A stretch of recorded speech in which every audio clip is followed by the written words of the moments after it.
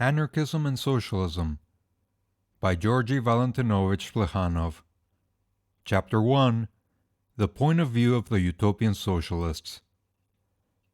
The French materialists of the 18th century, while waging relentless war against all the infams whose yoke weighed upon the French of this period, by no means scored the search after what they called perfect legislation, i.e., the best of all possible legislations, such legislation as should secure to human beings the greatest sum of happiness, and could be alike applicable to all existing societies, for the simple reason that it was perfect and therefore the most natural. Excursions into this domain of perfect legislation occupy no small place in the works of a de Holbach and a Helvetius. On the other hand, the socialists of the first half of our century threw themselves with immense zeal, with unequaled perseverance, into the search after the best of possible social organizations, after a perfect social organization.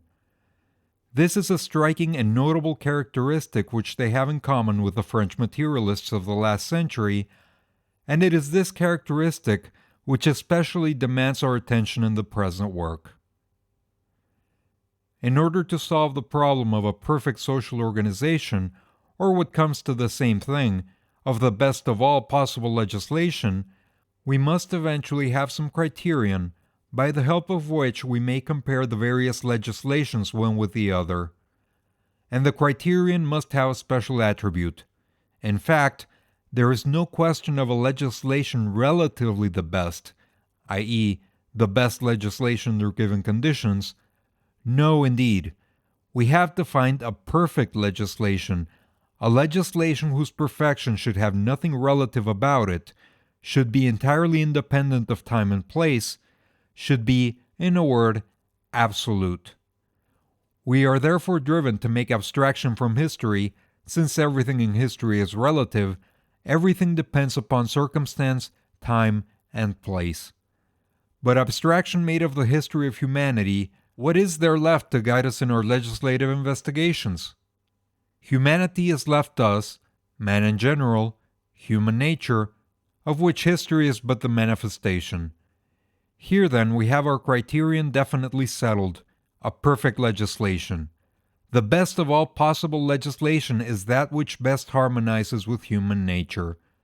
It may be, of course, that even when we have such a criterion we may, for want of light or of logic, fail to solve this problem of the best legislation. Errare humanum est, but it seems incontrovertible that this problem can be solved, that we can, by taking our stand upon an exact knowledge of human nature, find a perfect legislation, a perfect organization. Such was, in the domain of political science, the point of view of the French materialists. Man is a sentient and reasonable being, they said. He avoids painful sensations and seeks pleasurable ones. He has sufficient intelligence to recognize what is useful to him as well as what is harmful to him. Once you admit these axioms, and you can, in your investigations into the best legislation, arrive, with the help of reflection and good intentions, at conclusions as well-founded, as exact, as incontrovertible as those derived from a mathematical demonstration. Thus Condorcet undertook to construct deductively all precepts of healthy morality by starting from the truth that man is a sentient and reasonable being. It is hardly necessary to say that in this Condorcet was mistaken. If the philosophers in this branch of their investigations arrived at conclusions of incontestable, though very relative value, they unconsciously owed this to the fact that they constantly abandoned their abstract standpoint of human nature in general, and took up that of a more or less idealized nature of a man of the third estate. This man felt and reasoned after a fashion very clearly defined by his social environment. It was his nature to believe firmly in bourgeois property, representative government, freedom of trade. Laissez-faire, laissez-passer, the nature of this man was always crying out, and so on. In reality, the French philosophers always kept in view the economic and political requirements of the Third Estate. This was their real criterion. but they applied it unconsciously, and only after much wandering in the field of abstraction did they arrive at it. Their conscious method always reduced itself to abstract considerations of human nature and of the social and political institutions that best harmonize with this nature. Their method was also that of the Socialists. A man of the 18th century, morally, to anticipate a mass of empty objections that would be endless, lays down as an incontrovertible principle that in morals nature is one, constant, invariable, that its laws never change, everything that may be advanced as to the variety in the morals of savage and civilized peoples by no means proves that nature varies. That at the outside it only shows that from certain accidental causes which are foreign to it, some nations have fallen away from the laws of nature, others have remained submissive to them, in some respects for mere habit, finally, others are subjected to them by certain reasoned-out laws that are not always in contradiction with nature. In a word, man may abandon the true, but the true can never be annihilated. Fourier relies upon the analysis of the human passions. Robert Owen starts from certain considerations on the formation of human character. Saint-Simon, despite his deep comprehension of the historical evolution of humanity, constantly returns to human nature in order to explain the laws of this evolution. The Saint-Simonians declared their philosophy was based upon a new conception of human nature. The Socialists of the various schools may quarrel as to the cause of their different conceptions of human nature. All, without a single exception, are convinced that social science has not and cannot have any other basis than an adequate concept of this nature. In this, they are in no wise different from the materialists of the 18th century. Human nature is the one criterion they invariably apply in their criticism of existing society, and in their search after a social organization as it should be, after a perfect legislation. Morally, Fourier, Saint-Simon, Owen, we look upon all of them today as utopian socialists. Since we know the general point of view that is common to them all, we can determine exactly what the utopian point of view is. This will be the more useful, seeing that the opponents of socialism use the word utopian without attaching to it any, even approximately definite meaning. The utopian is one who, starting from an abstract principle, seeks for a perfect social organization. The abstract principle which served as starting point of the utopians was that of human nature. Of course, there have been utopians who applied the principle indirectly through the intermediary of concepts derived from it. Thus, e.g., in seeking for perfect legislation for an ideal organization of society, one may start from the concept of the rights of man. But it is evident that in its ultimate analysis this concept derives from that of human nature. It is equally evident that one may be a utopian without being a socialist. The bourgeois tendencies of the French materialists of the last century are most noticeably in their investigations of a perfect legislation. But this in no wise destroys the utopian character of those inquiries.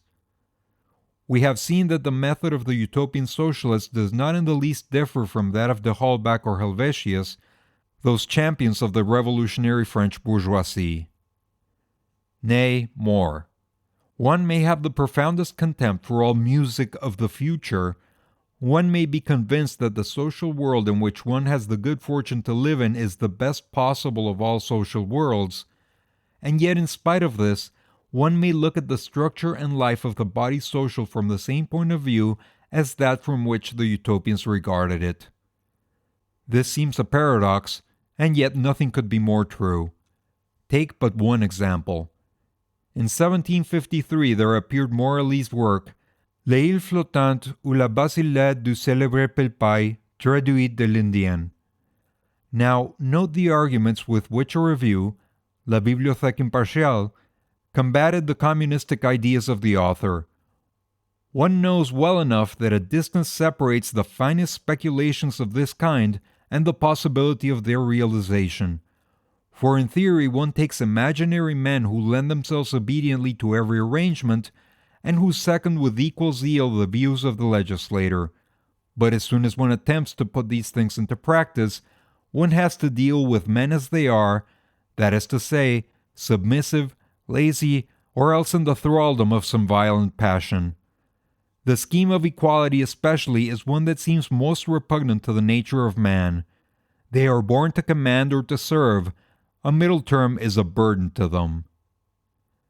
Men are born to command or to serve.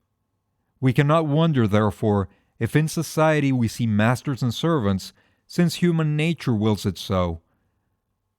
It was all very well for La Bibliothèque Impartiale to repudiate these communist speculations. The point of view of human nature it had in common with the Utopian morally. And it cannot be urged that this review was probably not sincere in its arguments, and that it appealed to human nature with the single object of saying something in favor of the exploiters, in favor of those who command. But sincere or hypercritical in its criticism of morally, the Bibliothèque Impartiale adopted the standpoint common to all the writers of this period. They all of them appealed to human nature conceived of in one form or another, with the sole exception of the retrogrades who, living shadows of past times, continued to appeal to the will of God. As we know, this concept of human nature has been inherited by the 19th century from its predecessor. The Utopian Socialists had no other. But here again it is easy to prove that it is not peculiar to the Utopians. Even at the period of the Restoration, the eminent French historian Guizot, in his historical studies, arrived at the remarkable conclusion that the political constitution of any given country depended upon the condition of property in that country. This was an immense advance upon the ideas of the last century, which had almost exclusively considered the action of the legislator. But what in its turn did these conditions of property depend on? Guizot is unable to answer this question, and after long, vain efforts to find the solution of the enigma in historical circumstances, he returns, falls back nolens volens, upon the theory of human nature. Augustine Thierry, another eminent historian of the Restoration, found himself in almost the same case, or rather he would have done so if only he had tried to investigate this question of the condition of property and its historical vicissitudes. In his concept of social life, Thierry was never able to go beyond his master Saint-Simon, who, as we have seen above, held firmly to the point of view of human nature. The example of the brilliant Saint-Simon, a man of encyclopedic learning, demonstrates more clearly perhaps than any other how narrow and insufficient was this point of view, and what confusion worse confounded of contradictions had landed those who applied it. Said Saint-Simon, with the profoundest conviction, "The future is made up of the last terms of a series, the first of which consists of the past. When one has thoroughly mastered the first terms of any series, it is easy to put down their successors. Thus from the past carefully observed, one can easily deduce the future." This is so true that one asks oneself at the first blush why a man who had so clear a conception of the connection between the various phases of historical evolution should be classed among the Utopians.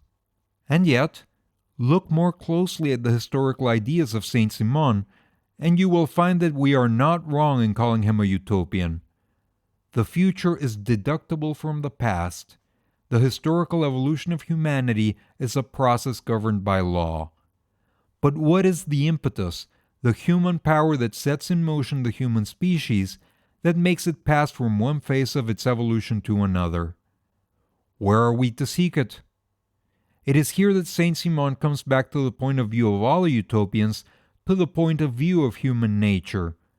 Thus, according to him, the essential fundamental cause of the French Revolution was a change in the temporal and spiritual forces, and in order to direct it wisely and conclude it rightly, it was necessary to put into direct political activity the forces which had become preponderant.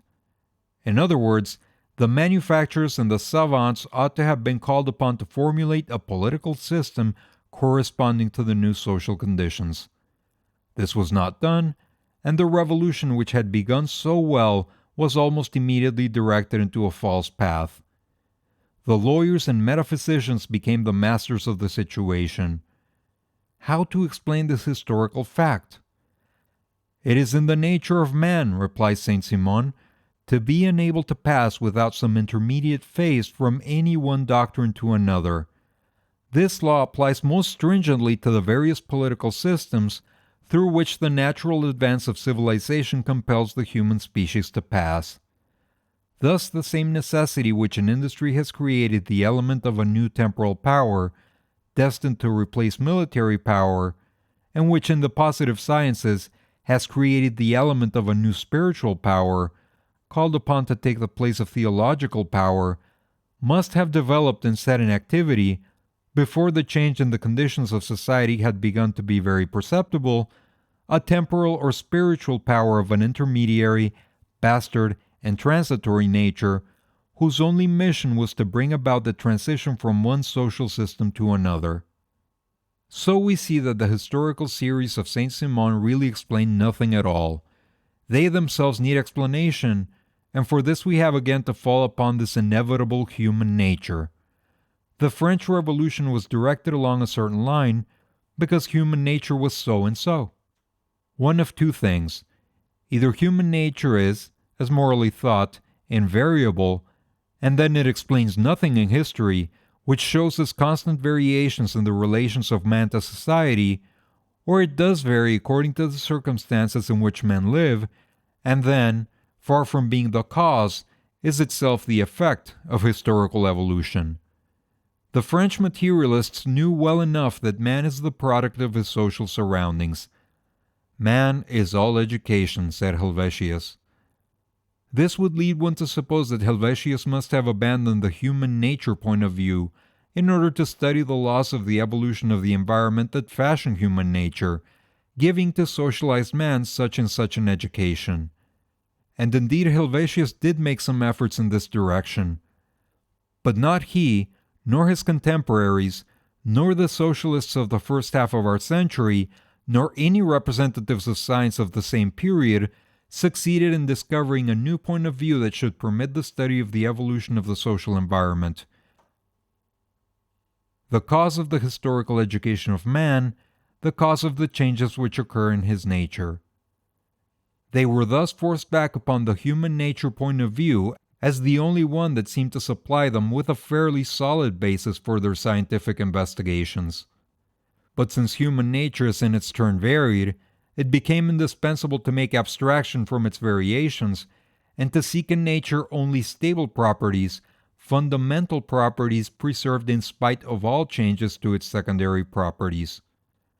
And in the end, all that these speculations resulted in was a meager abstraction like that of the philosophers, e.g., man is a sentient and reasonable being, which seemed all the more precious a discovery in that it left plenty of room for every gratuitous hypothesis and every fantastical conclusion.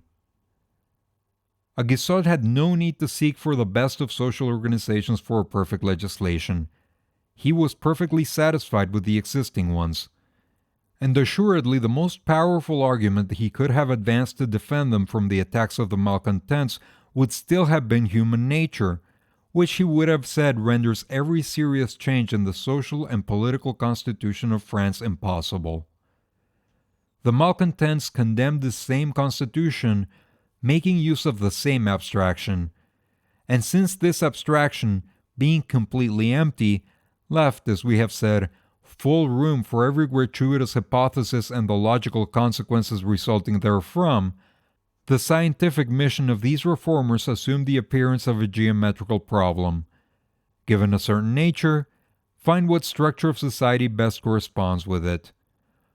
So Morally complains bitterly because our old teachers failed to attempt the solution of this excellent problem, to find the condition in which it should be almost impossible for men to be depraved or wicked, or at any rate, minima de malis. We have already seen that for Morally human nature was one, constant, and variable.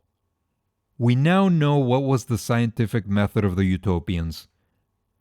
Before we leave them, let us remind the reader that in human nature, an extremely thin and therefore not very satisfying abstraction, the Utopians really appealed not to human nature in general, but to the idealized nature of the men of their own day, belonging to the class whose social tendencies they represented. The social reality, therefore, inevitably appears in the words of the Utopians, but the Utopians were unconscious of this. They saw this reality only across an abstraction which, thin as it was by no means translucent.